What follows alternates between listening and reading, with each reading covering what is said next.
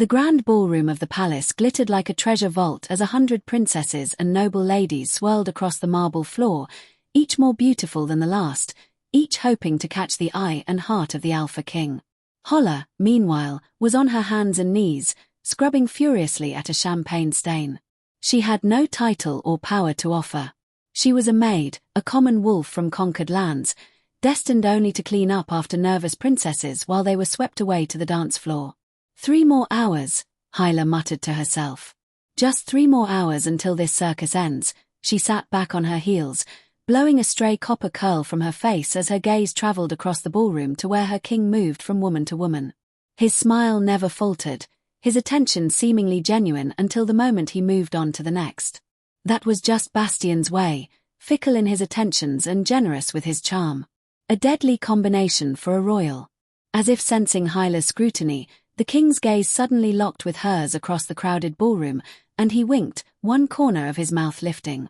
Hyla scowled in response. She was entirely immune to his charms, or more importantly, entirely devoted to looking immune to his charms, which was far more achievable. As if being an alpha wasn't enough, Bastian had to be devastatingly handsome, too, and had half the female wolf shifters in 7 kingdoms sighing over him. Tonight wasn't just any royal ball. It was specifically orchestrated for him to choose a bride. His advisors had finally put their collective foot down. They were thoroughly tired of his playboy ways, and not merely because they wanted an heir to secure the bloodline. The diplomatic incidents that followed the king's habit of seducing noble daughters had become a genuine political concern. Well, Ha thought bitterly, his terrible reputation hasn't stopped 100 princesses and noble girls from attending tonight. Perhaps it was his vast, prosperous kingdom that drew them. Or perhaps it was those perfect dimples that appeared when he smiled. Holla wouldn't know. She absolutely did not notice things like that. Just like she didn't notice how his laugh made something warm unfurl in her chest. Hyla cursed under her breath as a passing nobleman nearly stepped on her hand. His scent, rancid with arrogance, hit her before his shadow did. "Is there a reason you're in my way, girl?" the noble asked coldly. "To better lick your boots, sir." "Why else?" Hyla replied sweetly. The nobleman's face darkened with anger. "How dare you?" A shadow fell over them both, and the man's face suddenly drained of color. Hyla didn't need to turn around to know exactly who stood behind her. Lord Kellen. Bastian's voice was silk over steel. "I believe the Emberwood delegation is looking for you." The nobleman retreated without another word, and Halo would have considered thanking Bastian for getting rid of him if he hadn't been. "Well, Bastian. Enjoying your evening, Freckles?" the king asked, smoothly, stepping into her line of vision. Holla pointedly ignored him. He absolutely hated being ignored. It drove him insane. "That stain coming off as you'd hoped," Bastian persisted. As Hyla continued her silence, she saw movement from the corner of her eye, and the next thing she knew, red wine was pooling on the floor beside her. She looked up to see Bastian pointedly emptying his glass onto the floor. "Oh, how clumsy of me," he said with an unrepentant grin. "Don't you have other people you can torture?" Ha finally snapped. "Like one of the gazillion ladies who came all this way just to entertain you." "They're just not as fun as you," Bastian protested. "I mean, I can hardly ask them to clean up after me, can I? Yet, you can hardly keep your hands off them either," Hyla muttered. His eyes immediately gleamed with interest. "And does that bother you, Freckles?" he asked. "The only thing that bothers me is having to see it," she said instead. "Well, for someone who hates seeing it, you stand there gaping for an awfully long time whenever it happens," Bastian teased. "One might think you were enjoying the show." Holla flushed hot with embarrassment. "I do not enjoy watching you," she began. "Your Majesty," a voice interrupted. A noble, Lady Elaine from West Old, appeared at Bastian's side, practically thrusting a crystal goblet into his hands. "Please allow me to fetch you another drink," she said. Hyla gaped at the woman, shocked by her utter lack of dignity. Bastian had sent her packing 3 months ago without so much as a proper goodbye. Yet here she was at his beck and call like an eager puppy. Holla would never debase herself like that for any man, Alpha King or not. "Freckles," Bastian said, his eyes never leaving Hyla's face as he accepted the drink. Can you fetch me one of those strawberry desserts from over there? Ha stood with a grunt. All right, maybe so she would, but only because it was literally her job to be at his beck and call. That was entirely different from Lady Elaine's shameful display. Entirely. Can you believe it? Jeff appeared beside her, nervously adjusting his livery. Our king getting engaged tonight. Jeff was Bastian's valet, a job that seemed to leave him in constant anguish. I really can't, Hayla admitted. Oh, aren't you even a little excited? Jeff nudged her. Think of it. A royal wedding. Celebrations throughout the kingdom. Haya snorted. That man can't keep his attention on a woman for more than a few days. He's not about to do it for a lifetime. Look at him already dancing with someone new. If you ask me, he only does it because he knows you're watching, Clarice said, a kitchen maid, slipping in beside them. He does it because he can't stand the idea that someone might not worship him, Haya shot back. She'd long ago realized her indifference was the only thing keeping Bastian's attention. If she ever melted under that golden gaze like the others, he'd move on in an instant, and that was exactly what she should want, to be free of his irritating presence and the foolish daydreams. And yet, when his eyes found hers across the dance floor, Haya knew she'd never stop aggravating him. She couldn't bear the thought of those eyes never seeking hers again. A mating bond is forever, Clarice pointed out. Once he chooses his mate, if he even bothers. Hayla cut her off, heart skipping, which I doubt. He's much too fickle. True mates were rare among wolves, rarer still among royalty, where politics always outweighed fate. Stuart Holloway strode past with his clipboard, then stopped. That's our king you're speaking of, he hissed. Mind your words. Ha bit her tongue instead of saying that he had the maturity of a 12-year-old because she'd known him at 12 and he hadn't changed since. It was all well and fine for you to play with His Majesty as children, Holloway continued. Haya nearly laughed. A memory rose unbidden. Bastian slipping a snake into her bed, her chasing him with it through the gardens. Both of them ending up in the fountain. Play. Hardly. They'd tormented each other. The good old days. But now, Holloway droned on. You must learn your place and show proper decorum. Haya ignored him. Something about Bastian's movements had caught her eye. He blinked rapidly as if struggling to focus, his steps faltering. Is he drunk? She murmured. Hayla. Holloway sputtered. See, this is exactly what I mean. You can't just imply. Sure. She cut him off, straining her senses. Bastian stumbled, catching himself on a table, then swayed. His goblet slipped from limp fingers. Something's wrong, Hayla said, her body tensing. Bastian, she pushed through the crowd. Ha, you can't just call the king by his, where are you going, Haya? Holloway's protests faded. Bastian never showed weakness in public. If he was faltering now, it was serious. Freckles, he breathed when he saw her, relief flickering across his face. He leaned heavily against her as she grabbed his arm. What's wrong? She whispered. His golden eyes tried to focus. I don't. His voice was faint. I think his words died as his eyes rolled back. He collapsed and Holla lunged, catching him before he hit the floor. His weight drove her to her knees, his body limp against hers. Bastian, she whispered, cradling his head and brushing back his dark hair. Stay with me, please. For a heartbeat, his gaze cleared. He looked at her face with something like wonder. Then his hand slipped to the ground, and the ballroom erupted in chaos. Guards rushed forward as courtiers recoiled, gasps rippling through the ballroom. Someone screamed about assassins. Step away from His Majesty, ordered a guard, reaching for Hayla's arm. She jerked back. Don't be stupid, Lawrence. It's me. Sorry. Haya. Captain's orders. Oh, tell Theon where he can shove his orders. She snapped. More guards closed in, shielding them from the panicked nobles. Holloway's voice carried over the chaos, commanding that no one leave.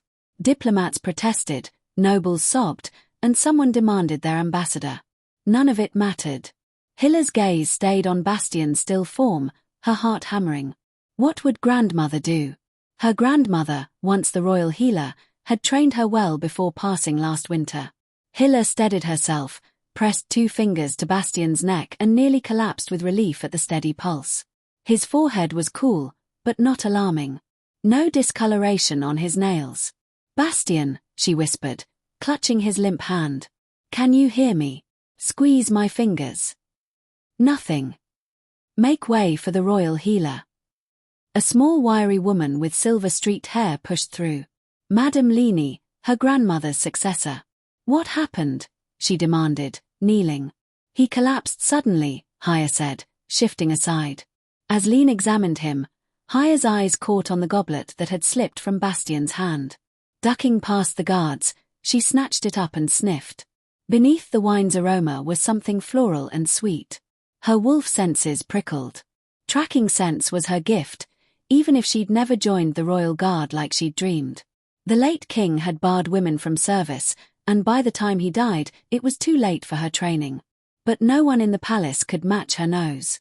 Scanning the crowd, her gaze landed on Lady Elaine near the doors, wringing her hands. Earlier, she'd pressed a drink into Bastian's hand. Their eyes met. Elaine's widened. "It was her," Hayla shouted, pointing. "She poisoned the king." The ballroom froze. "It's not what you think," Lady Elaine cried. "He's going to be fine. I can help him." The steward faltered. "Wait, are you saying you did poison him?" "Yes," Elaine blurted, then backpedaled. "No, well, not exactly. Not exactly." Captain Theon's hand went to his sword. Haya seized Elaine by the shoulders. "What does that even mean? What did you do to him? Is he dying?" "He's asleep," Lene's calm voice cut through the tension. "Asleep?" "Yes," Elaine said triumphantly. "See, he's perfectly fine. Just taking a quick nap." "You drugged him," Hayla roared. "Were you hoping to kidnap him while everyone was distracted?" "Of course not," Elaine protested, tears welling. "I would never harm him. I love him." Hayla snapped. "She drugged His Royal Highness at a royal ball. Clearly, she has bad intentions." "My intentions were pure," Elaine insisted, "and driven only by the purest of love." The very idea that this noble woman could speak of love after what she'd done made Haya's wolf want to tear something apart, preferably Elaine's fancy gown. All right, Stuart Holloway interrupted. "Lady Elaine, perhaps you could explain to us why you gave His Majesty a sleeping potion." Elaine lowered her gaze dearly. "It's not exactly a sleeping potion," she said softly. Kayla lunged forward, fingers curled like claws, but Elaine hastily added, "It's a love potion." A beat of silence fell across the ballroom, followed by an explosion of voices. "A love potion? Isn't that illegal? She's trying to enchant His Majesty." The last accusation came from a princess who pointed it at Elaine with the outrage of someone who had caught a rival cheating at cards. "Everyone shut up!" Hayla roared, her voice carrying the commanding tone of a wolf who expected to be obeyed. Surprisingly, the room fell silent. "You," Hayla snapped her fingers at Stuart Holloway. "Have someone interrogate this lady in detail about what exactly she means by love potion, what was in it, how to cure it, everything." "I can tell you right now." Elaine jumped in excitedly. "It's on you." Hayla cut her off, pointing to Captain Theon. "We need a full report on how a guest could have smuggled an illegal potion into a royal function under all our noses." The captain nodded, looking appropriately chastened. "Shouldn't we put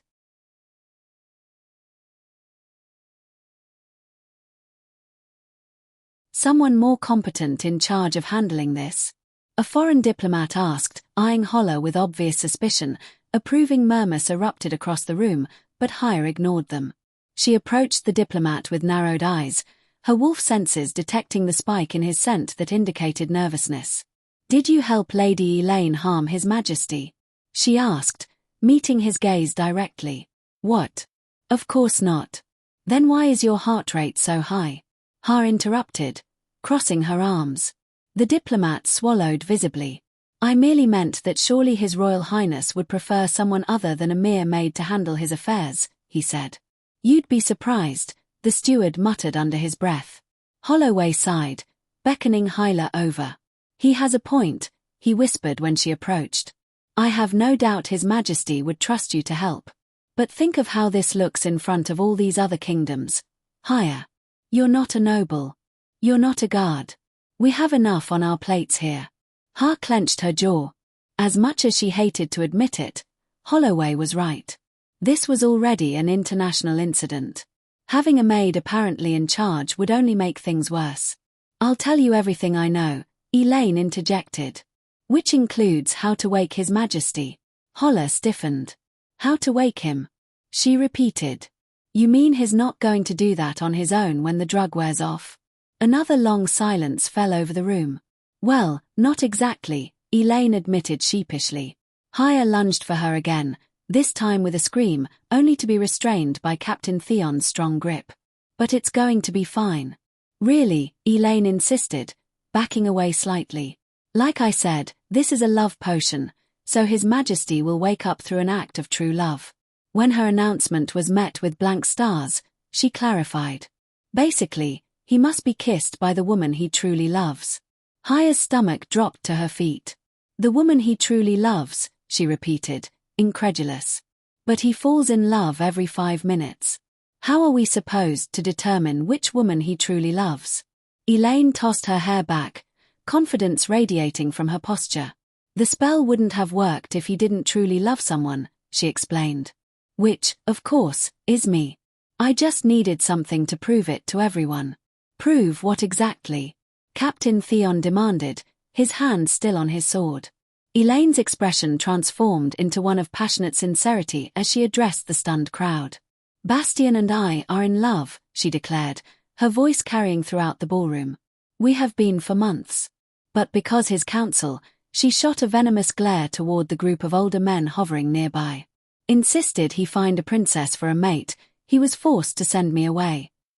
That's not really what happened, one of the council members began. I did this, Elaine interrupted. To prove to him, and to all of you the purity of our love. Surely you can't expect him to marry one of these princesses after magic proves that I'm the one he truly loves and wants as his queen. The ballroom erupted into chaos once more. Meanwhile, Haya stood frozen, a cold dread spreading through her. Was Bastian condemned to sleep forever? As people parted to let Elaine approach him, Haya felt her heart constrict with an entirely different fear. What if Elaine was right? What if Bastian had been secretly in love with her all along? The entire room watched in cautious awe as the lady knelt gracefully beside the king. My love, Elaine whispered loud enough for the front row to hear. I'll bring you back to us. She bent down and pressed her lips to Bastian's in a sweet, careful kiss, and the room held its collective breath as she lingered there. Slowly pulled back, her expression expectant, but the king remained motionless, his breathing unchanged. Elaine frowned, a flicker of doubt crossing her features. Perhaps you need to put more feeling into it, suggested an elderly duchess from the back of the crowd. Illa tried cupping Bastian's face between her palms and kissing him with obvious passion. When she pulled away, Bastian was as deeply asleep as before. A ripple of murmurs passed through the crowd while Hyla, who had been holding her breath without realizing it, slowly exhaled. If His Majesty doesn't love Lady Elaine, Holloway said slowly, then who does he love? 100 pairs of eyes turned toward the assembled princesses, each one straightening her posture and adjusting her hair. This was going to be a very long night. The grand ballroom had transformed from a celebration into a spectacle. Bastian had been moved to a makeshift dais laid out on velvet cushions, and Haya stood at his side, self-appointed as the unofficial kiss coordinator. The Western Isles princess will go first, Holloway announced, consulting his clipboard. Haya narrowed her eyes at the approaching blonde. This is ridiculous, Haya exclaimed. She's never even spoken a word to Bastian. It's His Royal Majesty to you, Holloway snapped. And how would you even know who he has or hasn't been acquainted with? I know everyone his worship is acquainted with, Hala replied, crossing her arms defensively. Over the years, she'd created an intricate intelligence network within the palace. Jeff told her whoever Bastian met with, the cook reported whoever he dined with, the maids whispered about whoever he looked at, and the royal postman let her read his correspondence. The postman lets you do what? Holloway spluttered. It's for His Majesty's own good, Holla replied, her attention already shifting to a princess with auburn hair attempting to cut ahead in line. "Get in the back, Isabel," Hayla called out. "He doesn't like you." As the first princess approached, Haya's memory raced through a catalogue of Bastian's romantic history. What if one of them was his true love? Whoa, whoa, whoa. Haya intervened as the princess, kneeling beside Bastian, grabbed his hand. "You're meant to kiss him, not twist his arm." Bad enough that he kissed all these women when conscious and willing. Watching them take liberties while he lay helpless made her wolf howl with rage. "So, as the princess leaned forward towards Bastian's lips, what do you think you're doing?" Holla snapped again. "Kissing him," the princess sounded affronted. "On the cheek," Haya ordered, crossing her arms. "No one gave you permission to share saliva with him." The princess lowered her mouth toward the king. "For half a second, not more," Haya added as the girl's lips made contact with Bastian's skin. "No, for crying out loud," the princess exclaimed, furious. "Time's up," Haya said, practically dragging her away. "Oh, and look at that. He's still asleep. What a pity. Next." And so it went on, princess after princess, duchess after duchess. With each woman who bent over Bastian, Holla's control frayed further. "No touching his hair," she barked as a duchess's fingers drifted too close to his dark locks. The panic was slowly driving her mad. What if they never found the right woman? What if Bastian remained in this enchanted sleep forever? Or what if Bastian's heart belonged to someone they hadn't considered? A memory surfaced, one Haya hated remembering, a conversation she'd overheard 4 years ago between Bastian and his father when the latter was still alive. She'd been bringing fresh linens to the king's chambers when raised voices from the study made her pause. "Is this a joke?" the old king had demanded. "A common girl with no land, no dowry, no prospects." "There is nothing common about her at all," Bastian had replied, his voice raw with emotion. Haya had never heard him so upset, so genuinely furious. "She means everything to me," he'd added. And his tone, he'd been serious then. Haya had known just from that tone. And it had pierced her heart, for everyone in the palace knew about Bastian's relationship with Auriel, a beautiful kitchen maid. "I know you're an embarrassment," his father had snapped. "And I swear, if you don't put the ridiculous idea of mating with her behind you, I'll have her disappear from this palace indefinitely." Shortly after that overheard argument, Auriel had been sent to the country estate, and Bastian had changed. His easy smile had hardened into something more cynical. His playful nature had taken on an edge of recklessness, and he'd begun bringing home a parade of noble women, none lasting more than a week. What if all this time, all these women, had just been his attempt to forget about her? About real. "That's the last one," Holloway announced, checking his list as the final princess stepped away from Bastian. "Every eligible noble woman at the ball has attempted to wake His Majesty." A hush fell over the crowd as all eyes turned to Bastian, who remained as peacefully asleep as before. "Well, what do we do now?" someone asked, breaking the silence. Haya's throat tightened. "I think," she said slowly, "I might know who he truly loves." Several heads turned her way. Finally, Captain Theon sighed in relief. "I was wondering when I think it's Aurel," Helea explained. The captain's face fell. "Who?" he asked. "The kitchen maid who worked here 4 years ago," Hayla explained, throat tight. The council members exchanged uncomfortable glances, clearly remembering the incident. "It's worth trying," Holloway said finally. "We can send riders to fetch her immediately." Holla nodded, her heart like lead in her chest. "I'll go find Madame Bramble," she said, heading out to find the head of staff. If bringing Auriel back meant saving Bastian, then she would do it, even if it broke her in the process. Haya found Mrs. Bramble in her usual domain, the staff quarters adjacent to the kitchens. "Mrs. Bramble," Haya called. "I need your help." The old woman looked up, her shrewd eyes taking in Holla's disheveled appearance. "You look terrible, child." "Thank you for noticing," Ha replied dryly. "I need to fetch someone from the country estate immediately." Mrs. Bramble's brows furrowed. "Why?" "Because we need to find Auriel," Haya explained. "Who?" Mrs. Bramble asked confused. "The kitchen maid." The one Bastien, His Majesty, was involved with 4 years ago. The girl he loves. Mrs. Bramble stared at her in utter bewilderment. Haya took a deep breath and recounted the evening's events. The love potion, Bastien's collapse, and Lady Elaine's confession about true love's kiss. So that's why we need to find Auriel, Haya concluded. I think she might be his true love. Mrs. Bramble snorted, patting Holla's hand sympathetically.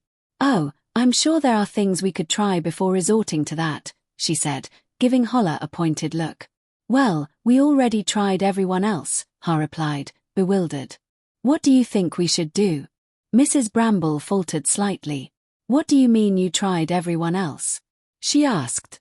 I mean, every available young woman at the ball already kissed His Majesty, Haya explained. Nothing worked. Mrs. Bramble's face fell in utter shock. Oh, my dear, she said eventually, looking more emotional than Haya had ever seen her.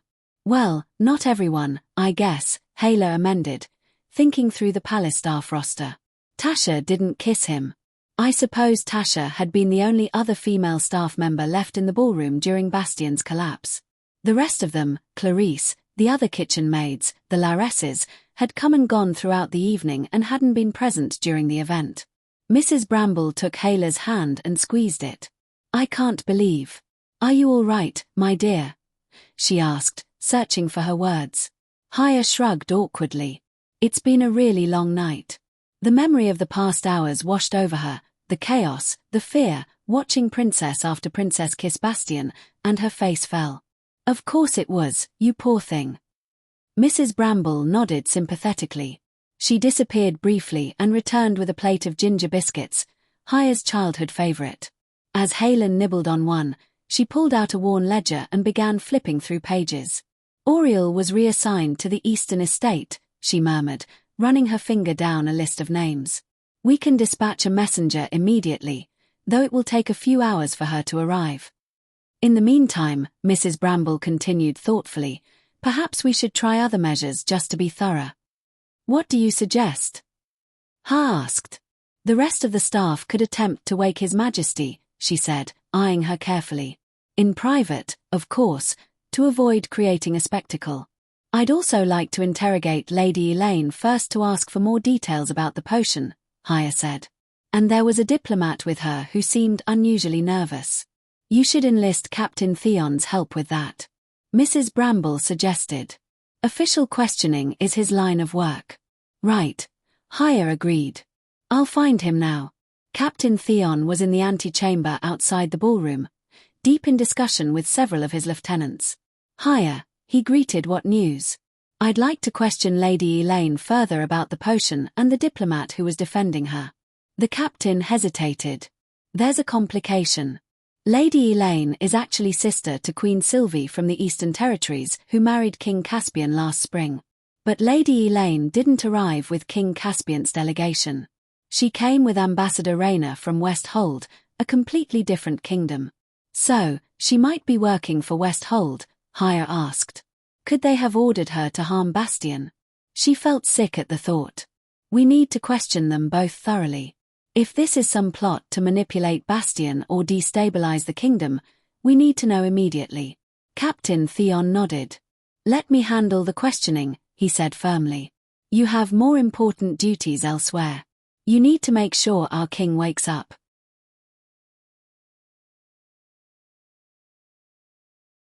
The king's bedchamber had been transformed into an impromptu throne room, though its monarch lay unaware upon the massive four-poster bed.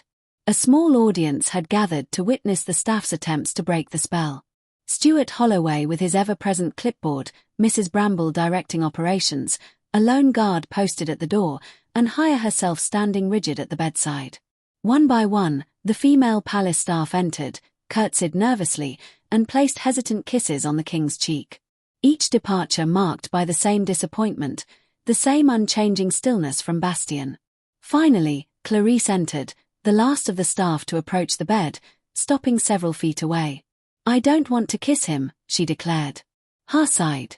Not kissing His Majesty is treason, Stuart Holloway exclaimed. It's not treason. It's good sense, Clarice declared. If Haya couldn't wake him, clearly I'm not going to be able to. Ha blinked, confused. What do I have to do with anything? She asked. Well, if you ask me, Clarice said, if anyone could wake him, it would be you. Obviously, Mrs. Bramble echoed with a sage nod. Haya snorted. The very idea was so preposterous that she could barely form a coherent thought. Mrs. Bramble stepped in. Clarice, would you mind not adding salt to the wound? She begged. Think about poor Holla's feelings. Exactly, Haya exclaimed, relieved someone was talking sense. Then she paused. Wait, what feelings? The poor thing was essentially rejected mere hours ago, Mrs. Bramble whispered loudly to Clarice.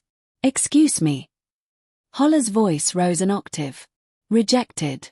How? I'd have to have attempted something to be rejected, and last time I checked, I haven't. Well, you did kiss His Majesty, Clarice said matter-of-factly. Who is still asleep, despite the spell supposedly being broken if is kissed by someone he loves. That's a rejection if you ask me. Haya opened her mouth to yell that she had not kissed him. Thank you very much, but something in Mrs. Bramble's suddenly suspicious expression made her pause. Miss Haya hasn't kissed His Highness yet, though, Stuart Holloway observed. Excuse me. Mrs. Bramble's head snapped toward him. She hasn't. Clarice exclaimed, eyes wide. But Mrs. Bramble said, Haya. The head of staff turned towards her. Explain. Haya took an involuntary step backward, feeling cornered. Have your lips made contact with this man's or not? Clarice demanded, pointing dramatically at Bastien. Haya glanced at his sleeping form, flushing crimson from neck to hairline. I don't know what you want me to tell you. Haya felt heat building behind her eyes. I didn't think I had to kiss him. She didn't think, Clarice repeated, throwing her hands up. You said you tried everyone in the ballroom, Haya. Mrs. Bramble accused. I meant the princesses, Hala clarified desperately. Why would I count myself? Why would you not? Mrs. Bramble asked. His Majesty has been obsessed with you since you were children. Haya blinked rapidly. That's ridiculous, she said. Of course, he's not in love with me. He's a prince. Well, a king now, so that's even worse. She swallowed hard. And all he's ever done is mock me and annoy me and parade beautiful women in my face. He interrupts my work and makes fun of my hair and calls me Freckles, even though he knows I hate it. She took a shaky breath. He flirts with everyone, but never with me. Ooh, you mean he treats you differently from everyone else? Clarice translated with an eye roll. Holla's fist clenched. If he loved me, he would have told me, she exclaimed furiously. What's stopping him? He's the king for heaven's sake. He can have anyone he wants. Unlike her, forever trapped as a maid, forever beneath his notice, except as an object of torment. Oh, I see. Clarice nodded sagely. She's scared. That's why she didn't kiss him, if you ask me. Nobody asked you, Clarice, Holla shouted, her composure shattering. In the startled silence that followed, Mrs. Bramble gripped Holla firmly by the shoulders. My dear, she said, her patience wearing thin. I understand that after years of romantic tension, you're a little nervous about finding out whether His Majesty loves you or not. But rest assured, she went on. You're the only one in this entire palace, save perhaps the steward who has any doubt of how this is going to turn out. Well, she is just a maid, Stuart Holloway interjected defensively. How was I to know His Majesty was in love with the maid when all he ever does is parade around with a horde of different women? Thank you, Haya exclaimed. Oh, for heaven's sake, the guard at the door suddenly exclaimed, startling everyone who had forgotten his presence. Do you want the king to wake up or not? Of course I do, the steward replied, affronted. Then for the love of all that is good in this world, please shut up and let the girl kiss him, the guard exclaimed. Pushed by 3 sets of expectant eyes, Haya found herself at Bastien's bedside, looking down at his peaceful face, just like him to be sleeping blissfully while she tortured herself with silly ideas, heart hammering in her chest so hard she feared it might burst, because of course she was scared. In the privacy of her mind, at least she could admit that. How many times had she wondered what it would be like to kiss him? How many nights had she lain awake, imagining the feel of his lips against hers? How many times had she dreamed of this very moment, only to wake with the bitter taste of impossibility on her tongue? As long as she never tried, she could still hope. She could still tell herself that maybe, just maybe, beneath all his teasing and tormenting, he cared for her. But if she kissed him and he didn't wake, then even that small hope would die, and she would be left with nothing but the hard truth. She had always loved him and would always love him, regardless of whether he loved her back. Fine, she sighed, sitting carefully on the edge of the bed. In sleep, the king looked younger, the arrogant mask gone, leaving only Bastien, the boy who'd chased her through gardens, who'd argued with her over everything, and who'd stayed up all night by her side the night of her grandmother's passing. Taking a deep breath, Haya leaned forward. Her lips were inches from his when the door burst open. "Auriel has arrived," announced a breathless messenger. Haya jerked back from Bastien as if burned, and the guard at the door unleashed a string of curses colourful enough to make even Clarice blush. Haya jumped to her feet. "Would you look at that? Auriel is here," she exclaimed with forced brightness, ignoring the bitter disappointment that sank like a stone in her stomach. "Who?" Clarice frowned, looking toward the door. Auriel entered hesitantly, her eyes darting between the assembled faces before settling on Holla. She was still pretty in that delicate way, with soft brown hair and gentle eyes, the same woman who had once captured Bastien's attention. The memory of his voice, rough with emotion as he'd argued with his father over her, echoed in Holla's mind in an endless loop.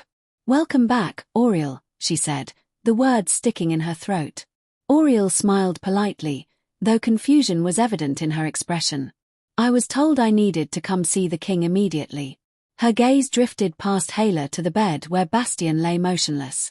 "Is he all right?" Yes. "Now that you're here, he will be," Haya assured her, pulling Auriel forward by the hand and leading her to Bastien's bedside. "All you need to do is kiss him." Auriel stopped abruptly, her eyes widening in shock. "You want me to kiss His Majesty?" She looked around the room as if searching for confirmation. "Yes, please. It's important," Haya urged. "Please, miss, if you would," the steward said with uncharacteristic politeness. Auriel looked from one face to another, clearly bewildered by the unusual request, but seeming to understand its urgency. With visible reluctance, she approached the bed, leaned down, and placed a chaste kiss on Bastien's forehead.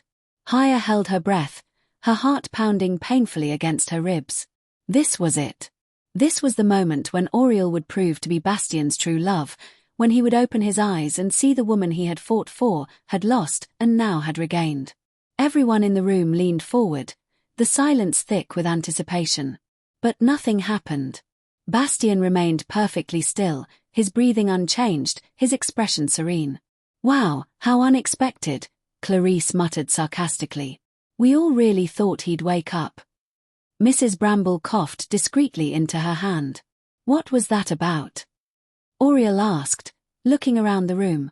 "What's wrong with His Majesty?" The steward stepped forward with a sigh. "Someone gave him a magical potion at the ball tonight. He fell asleep and can only be awakened by true love's kiss." "A love potion?" Auriel's eyes widened. "And you thought I could help?" "We did not," Clarice replied flatly. "But she did." The steward pointed accusingly at Haya, who felt compelled to explain her reasoning. "Before you left the palace," she told Auriel, "you and the king had gotten close, and once I overheard him talking about you to his father." "About me?" Auriel repeated, clearly surprised. "Yes, I think." Holla paused, throat tight at the memory. "I think he intended to claim you," she murmured, looking away. "But his father refused." "What?" Auriel gasped, stunned. "His father threatened to send you away if he didn't end things." Haya continued. "And when you were transferred to the country estate, Bastien changed." The memory of those dark days made Haya's chest ache. Bastien had been almost unrecognizable, reckless, cynical, deliberately provoking his father. "So, you see why this doesn't make sense at all," Ha concluded. Auriel bit her lip, glancing at Bastien sleeping before looking back at Holla. "Right," she murmured, looking increasingly uncomfortable. "But you see, the thing is, I don't think he was talking about." The door burst open before she could finish, revealing Captain Theon with Lady Elaine and Renea, the ambassador from Westfold in tow. "Sorry, but I have information I must share," he announced gravely, pushing Lady Elaine and the diplomat forward. "Go on, tell them what you told us." Lady Elaine's lower lip trembled as she pointed an accusatory finger at Rayna. "This is all his fault. He made me think Bastien was in love with me," she exclaimed, her voice rising with indignation. Her carefully styled hair was coming loose, her eyes red-rimmed from what appeared to have been tears. "Remarkably easy," Rayna snapped with the faintest hint of disdain. "You were so eager to believe it. You used me." Lane turned to the others. "He said the king loved me. That he'd heard Bastien had sent me away because I wasn't a princess. He was the one who thought of the love potion. How this would prove Bastien and I are meant to be together. And he brought it to me." Holla's mind raced to make sense of this new information. "But why?" she asked, unable to make sense of this revelation. The diplomat looked like he was going to ignore her, but a hard push from Captain Theon made him reconsider. "My actions were taken under direct orders from my king," he confessed, "whose daughter was once rejected by King Bastien." "Rejected?" Holla echoed, her brow furrowing. "Straight up rejected." Rayna confirmed with a slight sneer that betrayed his personal feelings on the matter. "Princess Isidora had fallen in love with him from afar," Rayna continued, his voice hardening. "She was utterly dejected upon his refusal. Her father, my king, was not just disappointed, but personally insulted. After all, King Bastien has quite the reputation as his lip curled in distaste, appreciator of female company. For him to publicly reject a princess of the Westfold royal line while continuing his liaison with women of far lesser status, it was an insult that could not stand. Are you saying your king wanted revenge?" Captain Theon stated flatly. "He wanted justice," Rayna corrected with practiced diplomacy. "So you thought to kill him?" The guard demanded, his hand moving to his sword. "Not kill him," Rayna replied calmly. "As many have pointed out tonight, including your healer. He is merely asleep." "For how long?" Har exclaimed furious. "We may never find who he truly loves." "It was never about that," Elaine interrupted desperately, her voice cracking. "He lied to me," Rayna continued as if neither had spoken. "Princess Isidora was heartbroken, and my king humiliated. So, he decided to humiliate Bastien in return." "By making him sleep?" the steward asked, clearly perplexed. "Lamest plan I ever heard," Clarice muttered. "By making him realize that despite all his supposed charms and conquests, none of it meant anything," Rayna explained with cold precision. "Because it was never about him loving someone that would wake him up. It was about having someone really love him." A heavy silence fell over the room as his words sank in. "You mean that to wake him up with an act of true love, the person kissing him would have to truly love the king?" Mrs. Bramble asked slowly. "Not the other way around." "Precisely." Rayna nodded, looking pleased. "And no one has. There were noble ladies from all across the continent at his ball tonight, all of whom failed at waking him. None of these women love him. So, you've essentially murdered him," Theon growled, tightening his grip on the ambassador's arm. "We have not," Rayna assured him hastily, for the first time, showing a flicker of genuine concern. "Should no one manage to wake him, he'll do so on his own within a couple of months. His sleep is enchanted. It's as if he is frozen in time, so don't worry about him dying of hunger during that period. However, a few months is enough time for everyone to know what happened, and he too will know when he wakes." There was a pregnant pause, and then unexpectedly, Haya began to laugh. "I doubt hearing a couple of princesses he once flirted with weren't genuinely in love with him is going to break him." As she spoke, Holla felt a fierce protectiveness surge through her. How dare they try to humiliate Bastien for something that wasn't his fault, for being exactly what he had been raised to be, guarded, distant, and unwilling to show vulnerability. Rayna's expression darkened. "Perhaps not," he snapped, composure cracking. "But being incapacitated for months would destabilize his kingdom and make him look weak." Unless the word dangled like bait, Haya could see the trap forming. "Unless," the steward prompted. "Unless our princess kisses him in the coming days," Rayna said, She truly loves him despite his rejection. She could wake him up immediately, put the incident to rest. In exchange for? Haya asked weary. For the king's hand in marriage, of course, Raina replied with a thin smile. She is a princess. She deserves nothing less. Silence thickened. The snare had closed, not just to humiliate Bastien, but to corner him into the political marriage he'd already refused. It was clever. Low risk for them, high stakes for him.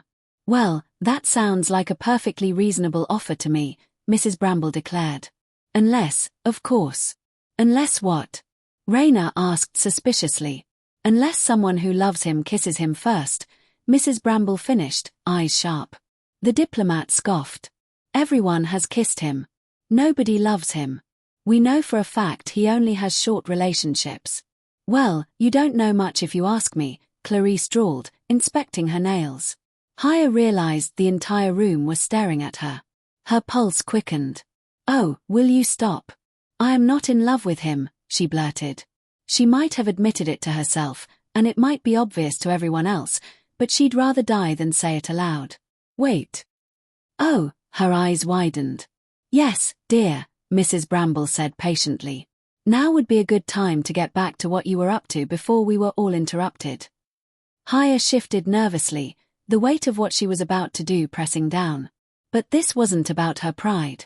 Bastien and the kingdom needed her. Right, she exclaimed, rushing to the bed. You don't mean to say she is about to kiss him, the diplomat cried, moving to stop her. Don't you dare, the guard barked, punching him square in the nose with a satisfying crack. Heart pounding, Haya knelt beside Bastien. What if it didn't work? What if her love wasn't enough? She leaned toward his cheek. On the lips, Clarice shouted. Haya froze, then pressed her lips to Bastien's, lingering a heartbeat longer than necessary, breathing in his familiar scent of pine and smoke before pulling back, stomach twisting with doubt. What if nothing happened? She opened her eyes and found Bastien blinking awake, golden eyes confused but clear.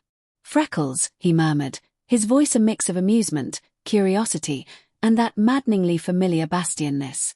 Relief and joy surged through Holla, spilling into a bright, unguarded smile. Bastien frowned at her expression. Do I have something on my face? He asked, genuinely perplexed. Then his eyes shifted, widening at the crowd.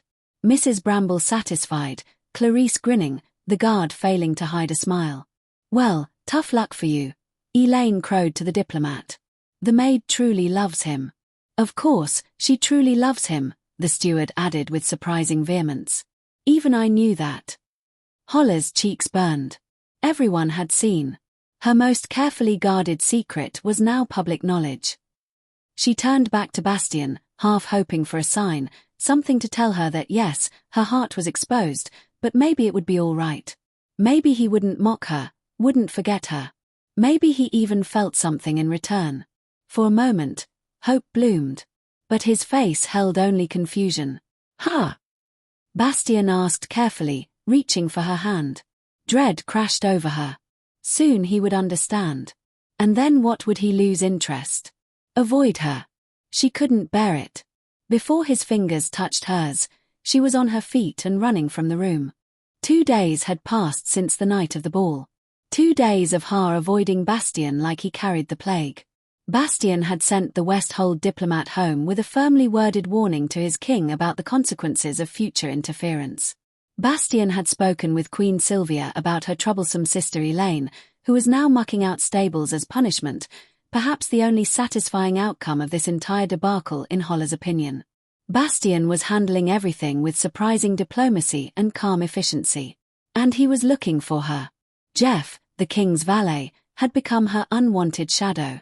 He appeared everywhere she went, bearing messages and letters from Bastien. Each time Haya had the same response. I don't have time, Jeff. He found her in the kitchen helping prepare lunch.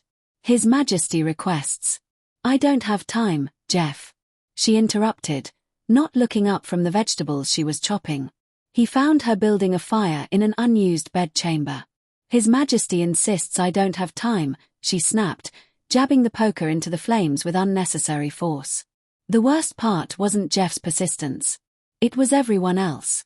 The entire palace seemed to know she had woken Bastien with a kiss. It had become unbearable. Haya was seriously considering leaving the palace altogether. Perhaps the country estate needed a new housekeeper. Somewhere far from curious eyes and wagging tongues. Somewhere she wouldn't have to see Bastien every day and remember the moment when everything changed. She was polishing a table in the library, lost in these thoughts, when she heard footsteps. Without looking up, she sighed heavily. "I don't have time, Jeff." "Liar," came a deep, familiar voice that definitely did not belong to Jeff. Ha froze, her heart leaping into her throat. Slowly, she turned to find Bastien standing in the doorway, arms crossed over his chest, his golden eyes fixed on her with an intensity that made her breath catch. "Your Majesty," she dropped into a curtsy to hide the flush she could feel spreading across her cheeks. "I didn't realize." "Clearly," he interrupted, pushing away from the doorframe and stalking into the room with the grace of a predator. "You've been remarkably difficult to find for someone who lives in the same palace." Ha straightened, forcing her expression into careful neutrality. "I've been busy," she declared. "So I've heard," Bastien said dryly. "Let's see what's so important, shall we?" He moved closer, studying the table she had been polishing, then running a finger along its gleaming surface. "I had no idea dusting required such concentration that you couldn't spare 5 minutes in 2 days." She took a deliberate step back, desperately trying to maintain her composure. "Thank you for your invaluable feedback on the art of dusting, Your Majesty," she said stiffly, looking anywhere but at him. "Will there be anything else?" Bastien scoffed, the sound halfway between a laugh and a grunt of frustration. "You're not even going to look at me?" he asked. "Nothing else, then? Well, please excuse me." Ha turned completely away, her mind screaming retreat. Before she could take a single step, his warm fingers circled her wrist, tugging her back around to face him. "Did you even read my letters?" he asked, his voice dropping to a lower register that made her stomach clench. Their eyes met, and Haya felt the air leave her lungs.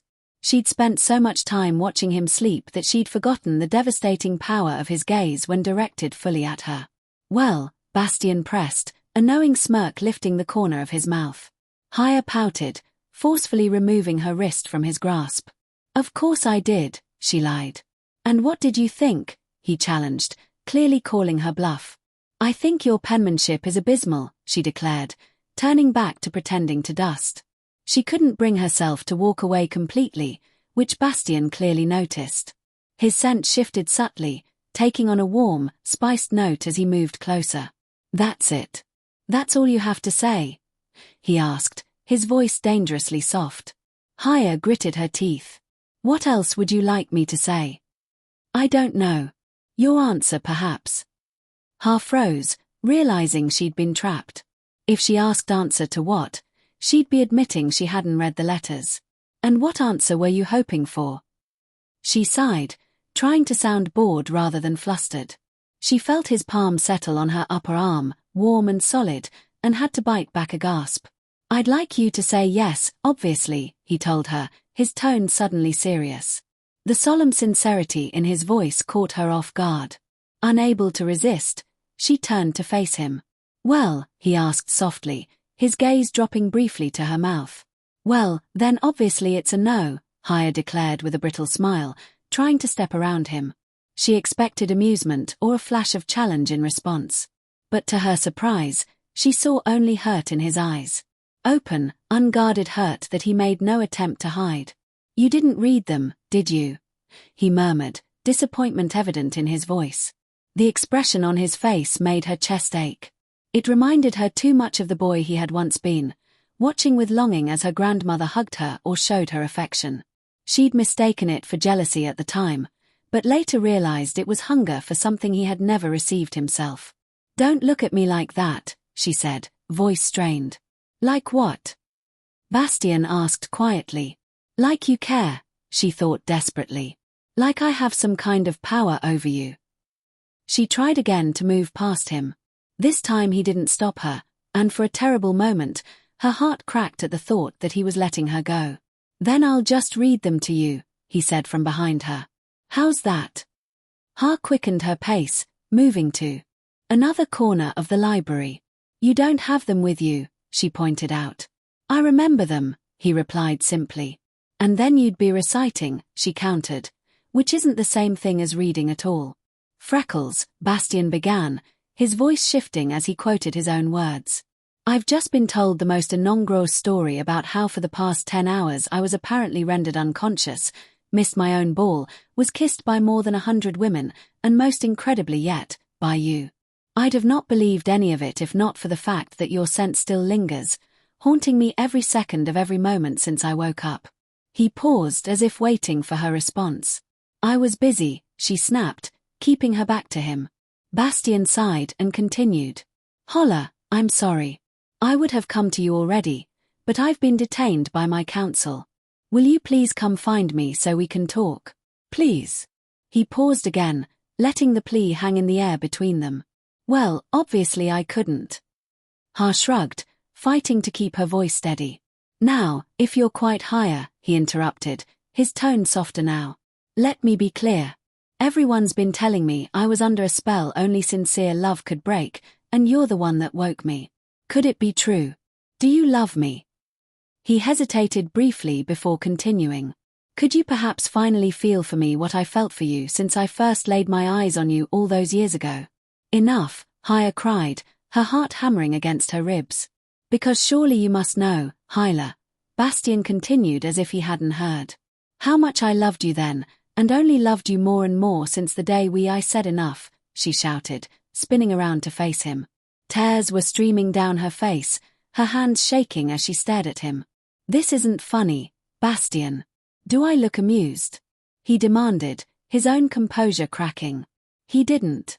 He looked nothing like the confident king who had cornered her moments ago. His jaw was tight with tension, his eyes bright with what might have been unshed tears.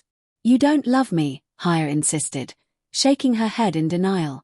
I adore you, Bastien countered fiercely. Hyla scoffed, burying her face in her hands. It's true, he insisted, his voice gently. I didn't think. I thought you knew. Hyla dropped her hands, staring at him in disbelief. Knew? Knew what? How can you even for a second believe that I would take you seriously, Bastien? After years of tormenting, you torment me right back. And supposedly you have feelings for me, he retorted, the accusation effectively silencing her. Unlike you, I'm not famous for my dozens of romantic endeavors, she shot back when she found her voice again. Bastien blinked, his expression shifting as if pieces were finally falling into place. So, you really were jealous, he observed. Well, of course I was, Hyla admitted, then laughed, a sad, broken sound that held no humor. Are you happy now? Is this what you wanted to hear? No, Bastien said softly, approaching her with careful steps. Hyla tried to evade. Yes, I love you, Bastien. How could I not? Her tears fell faster now, her voice cracking with emotion. Congratulations. You win. Bastien looked stricken, his earlier confidence completely gone. Holla, I didn't mean to upset you. Oh, so what? You just thought, let me confront dear old Holla about her feelings. Flatter my ego a bit. It'll be fun, she accused bitterly. No. Did you not think it would hurt me to be confronted with the fact that while you're the most important person in the world to me, I'm nothing but your servant? The raw pain in her voice made the words even more devastating. Did you not hear the part where I said I also love you? Bastien asked, sounding genuinely affronted. Hyla snapped her mouth shut, turning away again. You said adored, she corrected. Stubbornly. There was a pause heavy with unspoken emotion before Bastien spoke again. I love you, he said, his voice barely above a whisper. I'm in love with you, Hyla. I don't know why you won't believe me. Because you've had hundreds of women, she countered, still not facing him. And it's always the same, isn't it? Did you also tell them you loved them?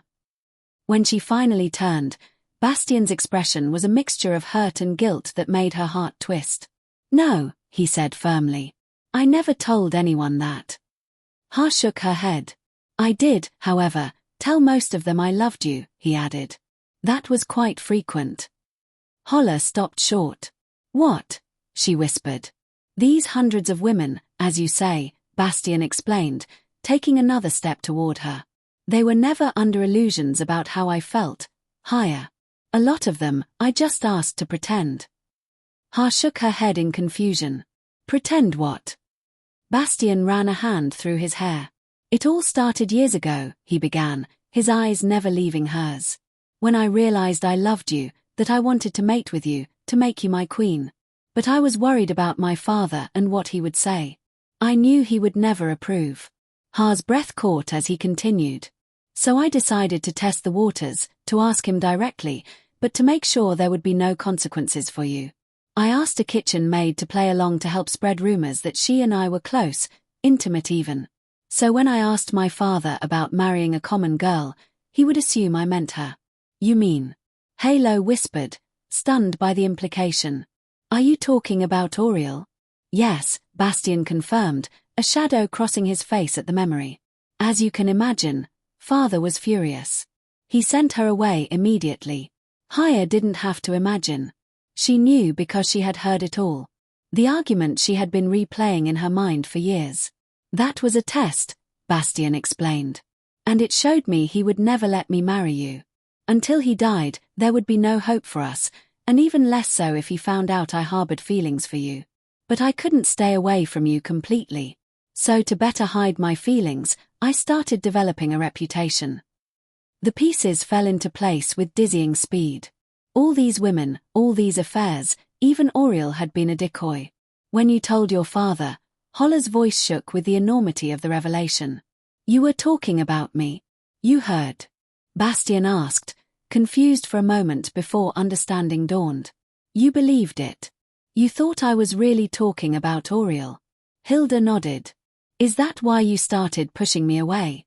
Bastien asked quietly, the hurt in his eyes taking on new meaning.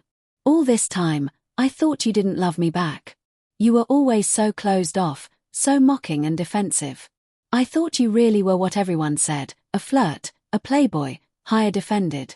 Even after your father died, after my father died, Bastien interrupted. I'd become addicted to the way it got your attention. The way your eyes would follow me across a room when I danced with someone else. The way your scent would change when another woman touched me. His voice dropped lower. I hoped eventually you'd realize you cared for me if you were that jealous. Oh. Ha breathed, too overwhelmed to say more. Years of misunderstanding, years of pain and longing, all because of a misheard conversation and stubborn pride on both sides. Well, she said finally, trying to sound practical, though her heart was racing. I'm glad we cleared that up. Bastien frowned. You're glad that's it. What else is there? She countered, the old fear resurfacing. You're a king. I'm a maid. She turned to leave, but his next word stopped her. At least, let me read you my last letter. Despite everything, Holla felt a smile tug at her lips. You mean recite? Recite. Yes. Bastien cleared his throat dramatically. To the noble court and citizens of Ironvale, he began. Holla frowned. That's not addressed to me. No. Bastien agreed.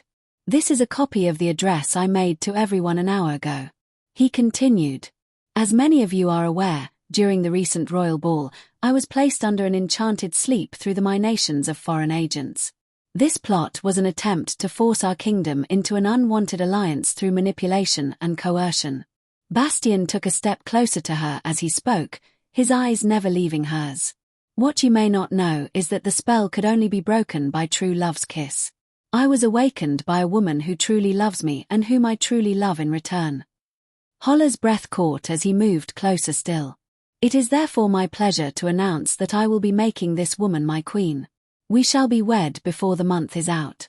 Tears welled in Holla's eyes as Bastien closed the final distance between them, his voice softening.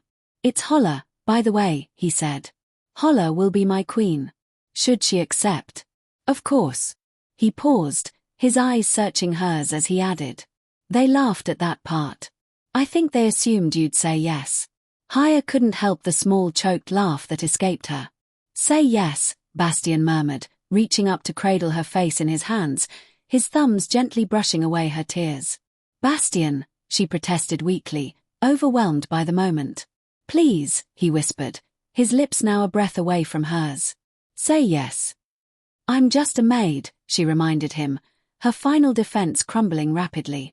A maid who proved she can more than handle herself in a crisis, he countered, his eyes filled with warmth and pride. Who spent an entire night protecting me in this kingdom's interests to the best of her abilities, who is more than worthy of being queen. Hiller gave him a shaky smile. And furthermore, Bastian added, not just a maid, but a woman, the one I've always loved and always will. Before she could think of another objection, he pressed his forehead to hers. Say yes, or I'm getting my hands on that potion, making you drink it, and waking you up to prove to you the depth of my love. Holla laughed, joy bubbling up from somewhere deep inside her. Rising on her tiptoes, she closed the final distance between them, pressing her lips to his. Yes, she whispered against his mouth, feeling his smile match her own. Yes. 1 month later, Queen Har of Ironvale stood on the palace balcony, watching the sunrise paint the kingdom in shades of gold. Strong arms wrapped around her from behind, and she leaned back against her husband's chest with a contented sigh. Any regrets, Freckles? Bastian murmured, pressing a kiss to the sensitive spot just below her ear. Just one, she replied thoughtfully. She felt him tense slightly. What's that? Turning in his arms, Haya gave him a mischievous smile. I rather miss having the authority to order you to clean up your own messes. Bastian laughed, the sound rich and warm. As if being queen has stopped you from ordering me around. True, she conceded, rising on her toes to brush her lips against his. Some things never change. And some things, he whispered, pulling her closer. Change for the better. As their lips met again, Hyla silently agreed. Some things indeed. Thank you so much for listening to my new story. I really hope you enjoyed it. Don't hesitate to follow me on Spotify if you'd like to listen on the go. And if you'd like even more content, like blog posts, bonus chapters, and exclusive stories, you can also find me on Patreon. No matter where you join me, I'm so grateful to have you here, and I can't wait to share more stories with you.